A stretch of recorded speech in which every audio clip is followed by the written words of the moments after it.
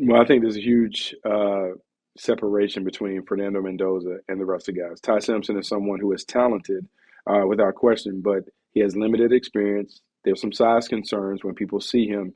He's not the big statuesque quarterback that some are comfortable with. And you have to figure out, why did it fall off the cliff at the end of the season for him at Alabama? Some will say injuries. Others will say, like, hey, the rest of the league kind of caught up with him. But that is something that he'll have to explain without being able to have visual proof on tape that, hey, I can solve whatever issues happen. With Carson Beck, it's similar. Like, some would view him as someone who underachieved based on his tools and what he was given, first at Georgia and Miami.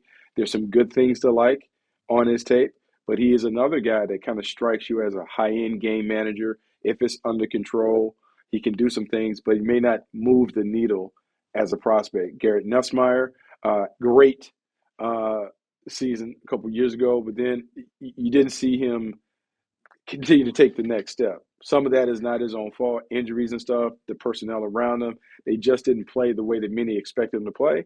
And so you saw him at the Senior Bowl. You saw some of that come back. But is that enough to move him back into the conversation early?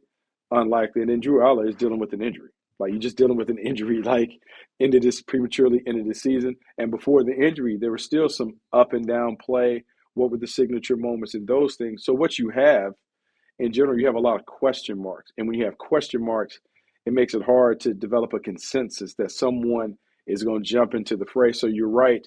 Some of these conversations that people may try to drum up in terms of Fernando Mendoza versus whatever is unlikely to do it versus this class.